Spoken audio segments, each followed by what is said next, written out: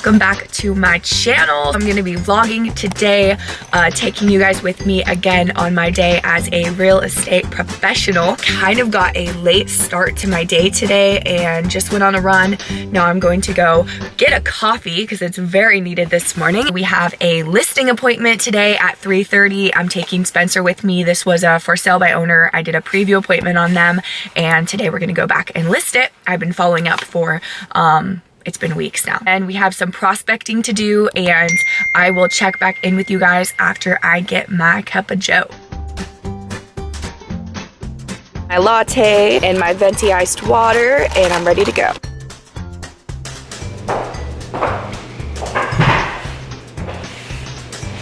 Okay, so I told myself that I was going to go on 3 for sale by owner preview appointments a week. And the way that I'm going to track that is I have my little whiteboard here. This is where I keep my current escrows, I track my listings so that I can meet my goal for how many listings I want to make that month. I track my hot leads on this thing. And then here, I will go on 3 preview appointments a week. So here I just wrote week 1, and then this is what I'm calling for right now. This is for next week. I'm gonna set up my first appointment, second appointment, and third appointment for that week. And then it goes all the way to week 4 of the month. And that is how I'm going to track it. So I have my whiteboard, I have my calendar that I'm going to add everything into. I have 4 dates that are circled on my calendar so that when I make these calls, I don't have to be like, let me look at my schedule, I don't know when I can come. That way I already have dates in mind that I can ask them if these days will work for them. So I already prepared ahead of time my numbers that I'm going to call. I got the numbers on Craigslist and I just screenshotted on my phone their numbers and the information on the house. So really quick, easy way to do it. So this first number that I'm going to call, it is a $495,000 home and it looks like it has been on the market, or not on the market, I guess it's technically not listed because it's for sale by owner, but it's been on Craigslist for about 23 hours. So it hasn't even been a day. We'll see how this seller responds. Hello? Hey, is this Marissa? Yes. Hey Marissa, calling about the house for sale. Are you the owner? Yes. Oh, awesome. So my name's Mariah and I'm with Berkshire Hathaway and I was just calling to see if I could set up a preview appointment for that. Yeah, I'm trying to sell by myself to, hopefully we're kind of like, what's this called? Like, under the water for this house, so I can afford to pay for it. Gotcha. So you guys need... Oh, what were you saying? Oh, so you guys need to walk away with the top dollar. Well, not top dollar, just to probably hopefully break even, but, with the cost of selling it, then we're going to have to end up coming up with more money for it. Sure. You know what I mean? So, and I understand that. It's expensive. I mean, you've got your closing costs and everything, and it all definitely adds up. definitely. Yeah. So where are you guys headed after you sell? Are you staying in the area? Yeah, no, this is a rental. I have another house, so we're just trying to see if we could, just sell it. So, Nice. That's the plan. I'm Well, trying to now do is... it by myself without having to cost me more money. So, Sure. Anyway. I understand that. I do know a little, I'm also in the financial services business, so I've, met with a lot of stuff. If I probably, but appreciate your call though. Of course. Could I come take a look at it by any chance, or is it still being rented? Yeah, it's still occupied till the end of the month, so I don't have updated pictures. Oh. Like I might try. They might be open for me getting in, but I haven't made that request yet. Okay. I probably can if it's not like they can say no. Yeah. I haven't requested yet, but it is occupied, so it's not like you can just get it. That's Okay. the point, so. Okay. Yeah. Okay. Anyway, Well. I'll let you know. Okay. If Okay. that's a possibility, I'll give it a week or 2 and see how it goes. And if not, then I'll start calling people and see if they can help me sell the house. Okay. Awesome. Sounds good. Well, thanks for talking with me. Talk with me in a week or so, or 10 days, and know, and then maybe we can. I'll give you a call in the next week or so and see where you're at with things. All right. Sounds good. Thank you. Okay. Yeah, you're welcome. Bye. Bye. Okay, so now I'm going to save this for sale by owners number in my phone with their name and then FSBO at the end of it. If you've watched my previous videos, you know why I do that. That's basically just how I keep track of all my FSBOs when I call them.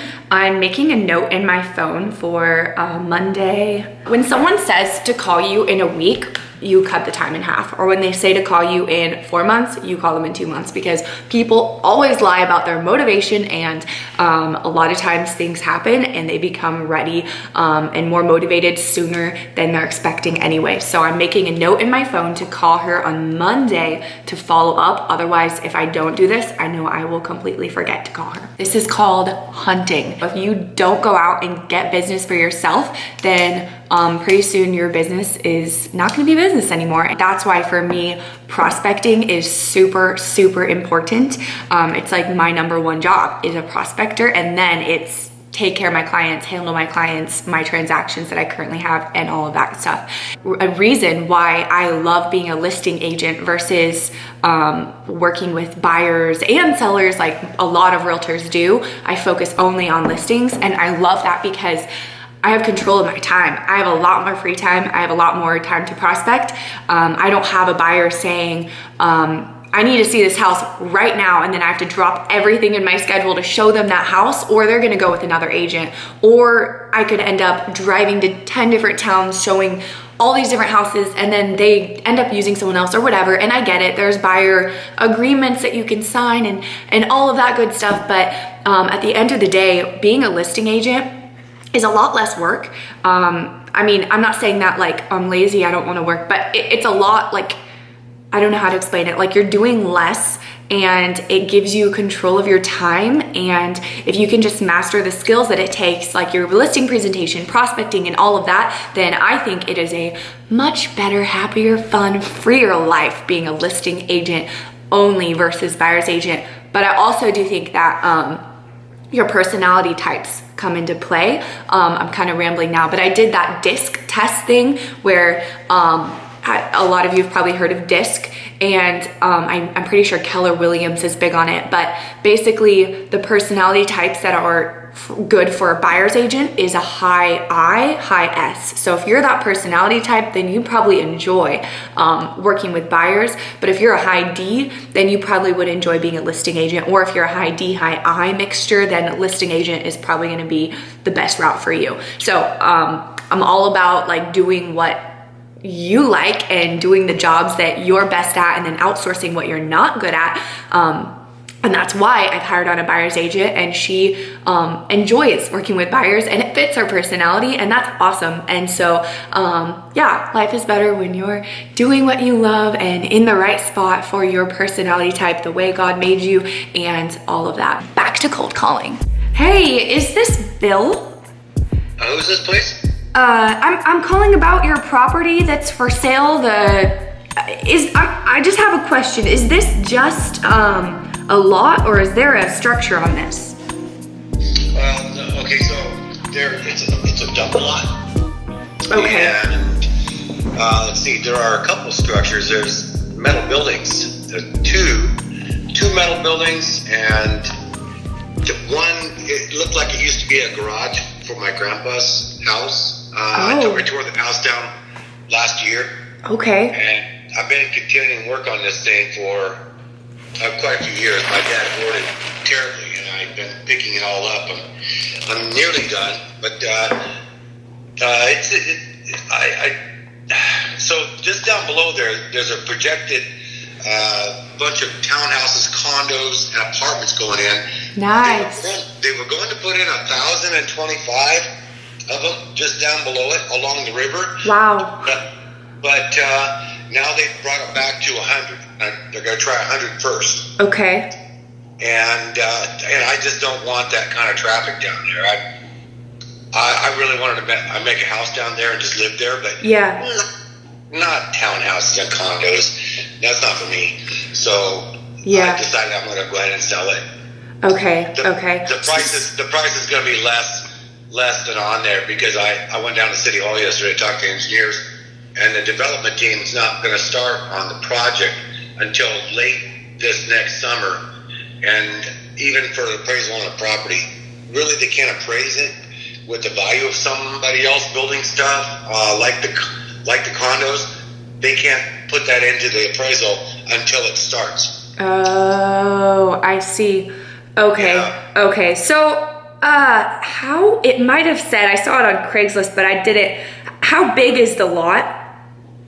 It's, so counting the vacation part of 33 feet, it's 143 by 100 by 100. 143 by 100. Okay. Okay. And it could be 153. I don't have the specs, but I believe it's 143. Okay. Yeah. Okay. That's interesting. And what is this zoned? It's zoned RS5. I'm sure you can change it. Okay. Let's see. Gosh, you can't really see. If you look it up on Google, the address, you'll see the properties both run parallel with the road.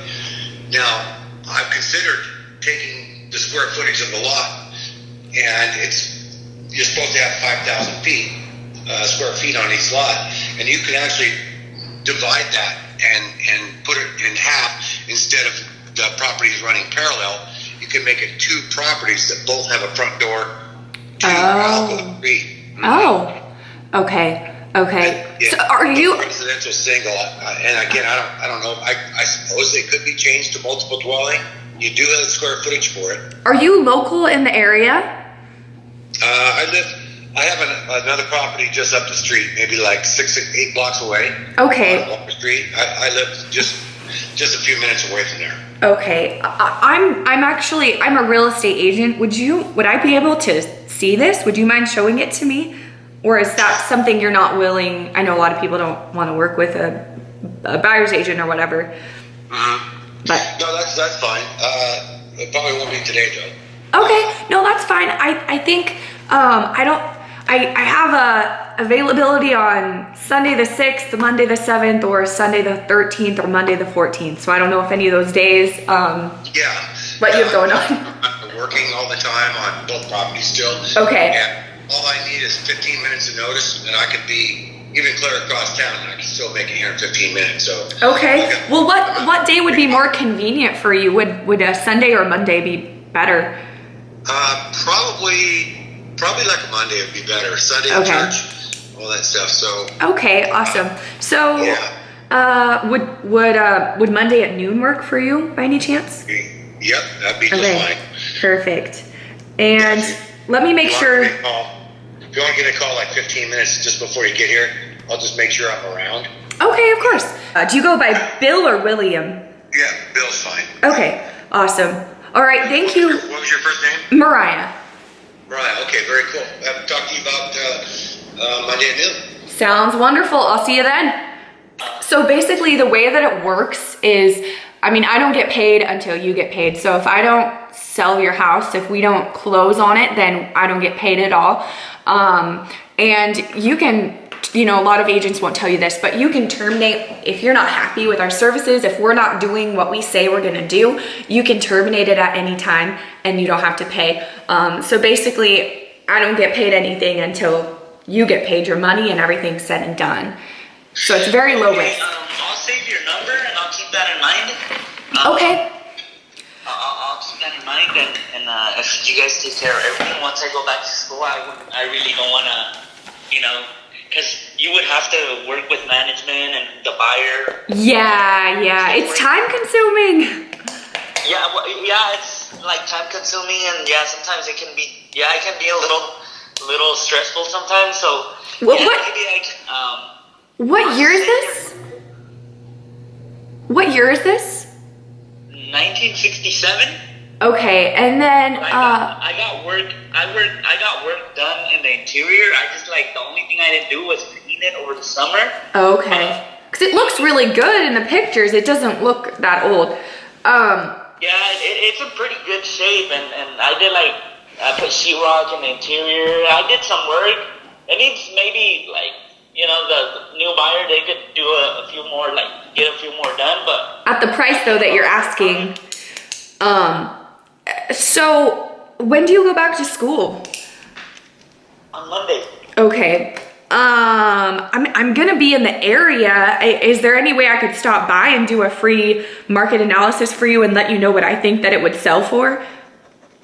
When can we meet? You said you're going back Monday. Will you still be around on Sunday? Yeah, how about I give you a call back? I'm gonna be here tomorrow and Sunday. How about I give you a call back? When is the best time to call you tomorrow? You can call me anytime tomorrow. I'll have my phone on me, and if I don't answer, I'll call you right back, so. Okay, yeah, I think I'll just give you a call tomorrow. I'm going to go drive to a few different expired listings that I've been sending mail to, just trying to actually catch them in person and meet them in person because I don't have their number, and I know face-to-face is the most important, and then after that is on the phone is the second most like not important, what's the word, effective, and then mailing, and mailing's not as effective as those two. So gonna try to catch some expireds face-to-face. Hopefully someone's home. I don't know how many I'm gonna have time to get to. I might only go to one. We'll see, because like I said, Spencer and I have that listing appointment in Waterloo that we're going to, and I gotta prepare for that too. So let's go. So preparing for the listing appointment. A lockbox to put on the door, and then I have my listing cover sheet. There's some gross coffee stains on it, but it's okay because the seller's not even gonna see this. Anti-fraud form that our company requires them to sign. Then the Oregon agency disclosure pamphlet. It's an Oregon state law that realtors are required to give this to their clients at first contact. And then the sale or the listing agreement. And then I brought some information on the home selling process to give to this seller. This expired listing that I'm driving to today is in Kaiser. It's 20 minutes from my house, and I've actually already been sending this guy mail. I've been sending him just tips for the home buy. I've been sending him things in the mail about once every week, every other week or so since his home expired.